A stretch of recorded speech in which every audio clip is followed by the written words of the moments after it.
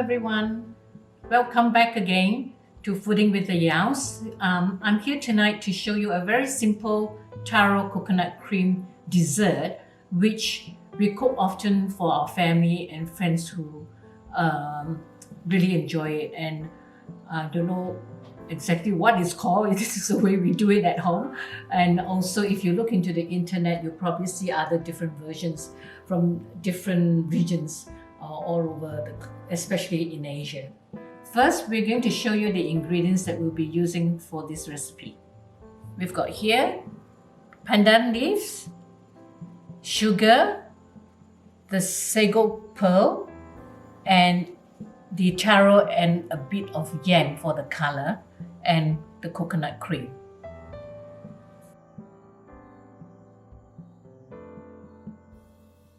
Right, we'll start by soaking the sago in some water for a couple of hours and just keep it aside till we are ready to use it later for cooking. Next, we put water and tie a few knots of the pandan leaves and to boil it to get the flavor out of the pandan. And it becomes like a tea-like color, liquid. Now, before we cut up the taro and the yam to boil, we first discard the pandan, which has already been boiled in the water. We don't need this anymore, just discard that. We'll go next to the yam and the taro. We just cut it up, and as I was saying earlier, the yam is really more for the color because to brighten it a little bit. Otherwise, the yam is actually quite a dull gray color and it doesn't look very attractive. So all you have to do is just cut them into pieces. The taro that I'm using is the frozen version, and so is the pandan leaves actually. You can get fresh pandan or even the fresh taro, but it's much easier and more convenient to have this because you can keep it frozen and just use it anytime you want.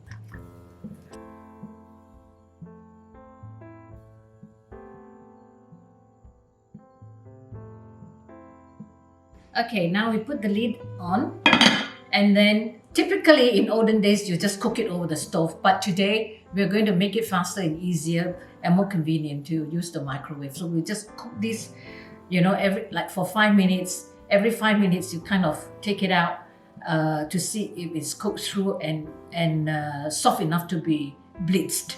And so so the time, it all depends on how much you're cooking. So in it goes into the microwave, and 5 minutes to start with. Okay, as you can see, this is after 10 minutes, and I find, as I try to break it with my wooden spoon, it's still a little bit on the hardy side. So what I'm going to do is I'm going to put it one more time, zap it again for maybe another 5 minutes just to make sure that it's really soft. Right, so as you can see, it's gone really soft now, very mashable, right? And when it's still hot, while it's still hot, this is when you add in the sugar so that the sugar melts. And I won't put in all this because the sugar all depends on how sweet you want your dessert to be. So just play around with the sugar to your taste, okay? Then the next thing we do is we'll blitz it. We blitz it with the bar mix to get it into a smooth paste.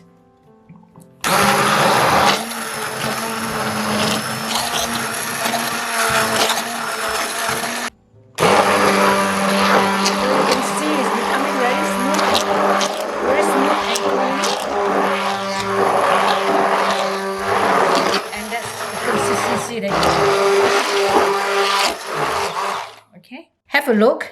I've blitzed it to a really smooth, creamy consistency, and this is how it should look. And you see how the yams given it a really nice kind of a lilac-y purple color. Next step, now we prepare the sago. And we first drain off the water that we don't want anymore. Right? Put it back into the bowl.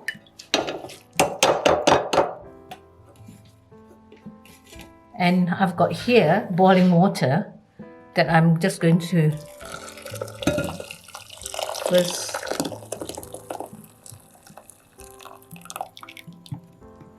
this is not to cook it, this is just to get rid of the excess starch that's in the sago.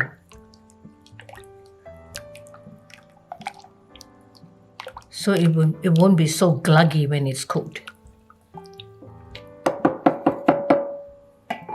Then again, we drain away the water.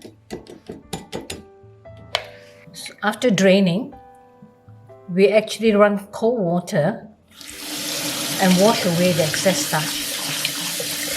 After I've washed away the excess starch in the sago, I put in some more hot water and then I'm going to zap it in the microwave till the sago is cooked right through. Right? So that's where we do.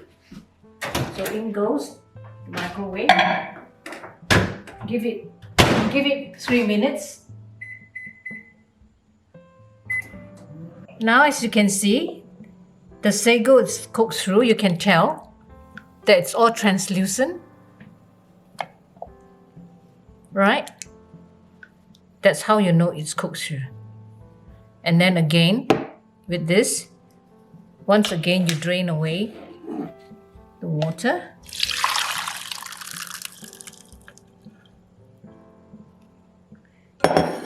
So this is the taro that we have blitzed into a smooth paste, and this is where you add in the cooked sago and give it a stir, and in goes the coconut cream.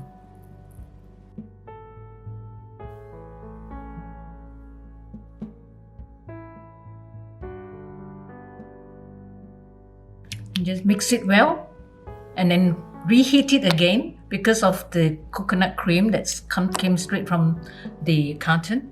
So just give it a good mix and then reheat, and it's ready to eat. Now when this is cold, just a tip, when this gets cold for leftovers that you keep in the fridge, you'll find that it actually sets and become like a jelly-like pudding. And if you want to eat it hot again, you have to reheat it, maybe add a little bit of water to dilute it or to soften it.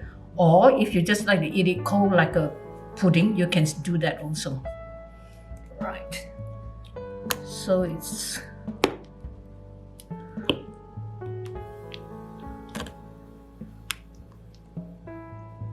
once it's mixed through, you put it back into the microwave and zap it for maybe another 3 minutes or so to heat it up again. Okay, then you taste, of course, for the sweetness, and if you find it's not sweet enough, you can add a little bit more sugar. Back into the microwave now,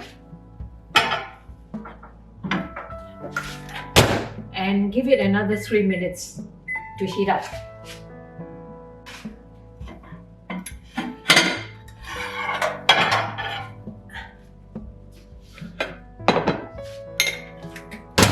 It's done.